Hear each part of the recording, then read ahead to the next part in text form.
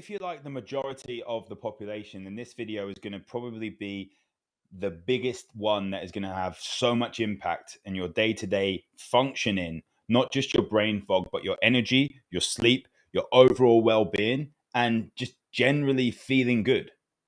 And that is looking at your caffeine intake and looking at your alcohol intake.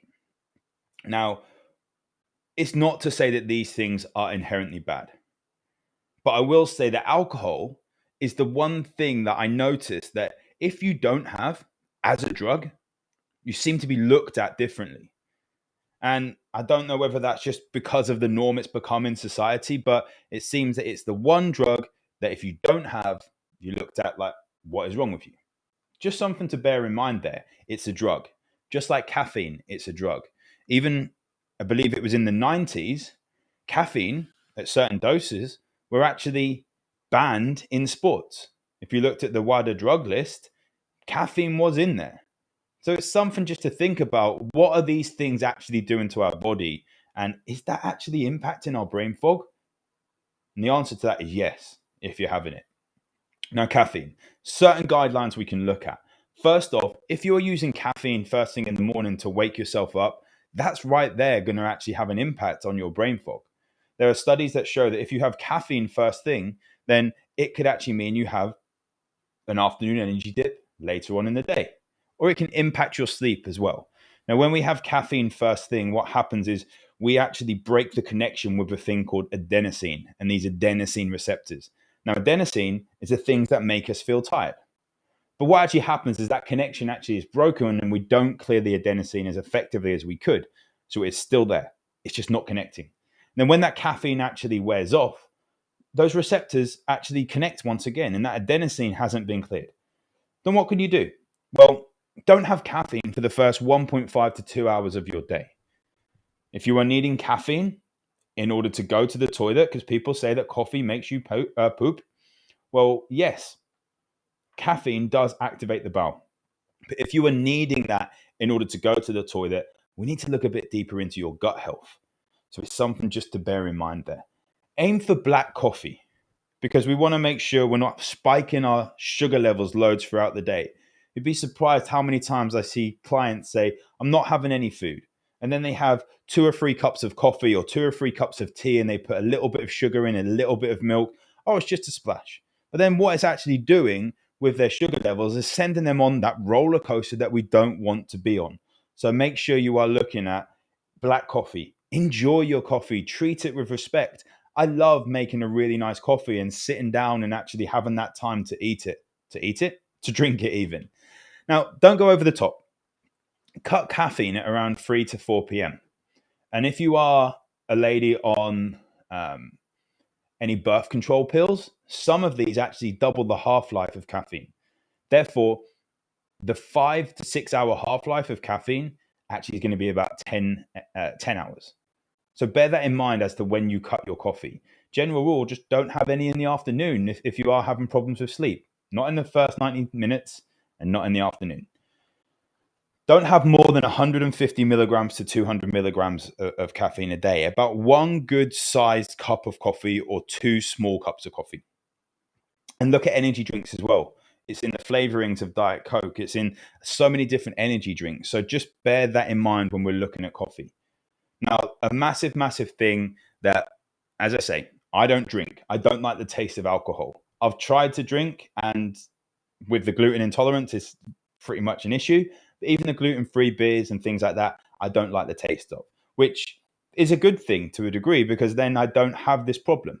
But one question I ask clients when we start is it that you don't want to cut out alcohol, or is it that you can't cut out alcohol? Because they are 2 different things. This is not a program to deal with addiction. We do work on mindset with my one-to-one clients, but we need to be specific to the individual. So it's not something we can massively cover in a brain fog blitz over 21 days. So if you are potentially addicted to the alcohol or to the caffeine, maybe they ought to look further. Drop me a message. I really recommend hypnotherapy, and I can recommend a very good hypnotherapist called Flavia Powell here in Norwich, but she also does it online as well. And I can give you her details. So Ask yourself that question. Alcohol should, in theory, be limited to just one a day. And many people are binge drinking alcohol without realizing it. They have that one glass on a Monday, then on a Tuesday, then there might be a couple on one of the other days because there's a little bit more left in the bottle. Or maybe you're one of these people that never finishes the glass but keeps topping it up. So you don't actually know how many servings you're having. Maybe between the two of you, yourself and your partner, you've having a bottle every night. And then you have half a bottle on Saturday night, finish it on the Sunday. And before you know it, your actual units of alcohol is multiple per day. And it's actually classed as binge drinking. Now,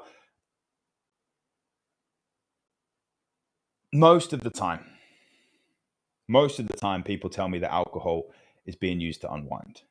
Again, we need to look a little bit further. What can we do with our mindset? Are there things that we're not doing that we could do, which are going to lower stress? How are we actually focusing on routine, which we will get to later on in this week? What can we do to improve our stress levels?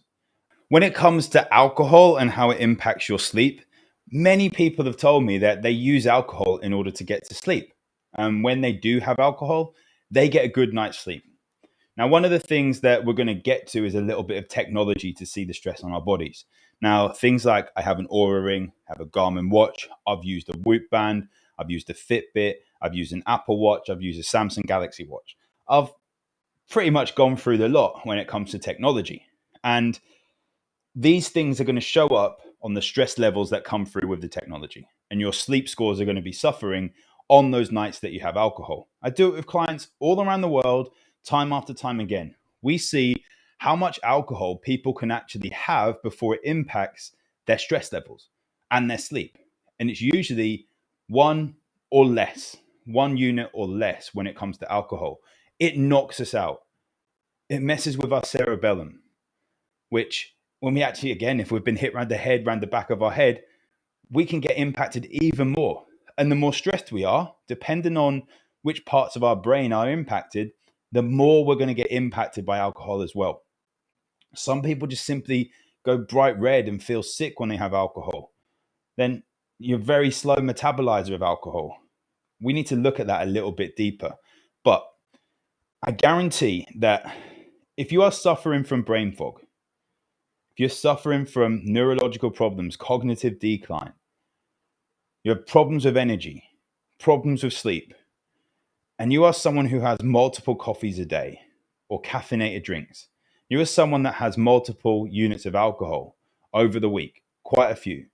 You cut these out, you will drastically improve your health.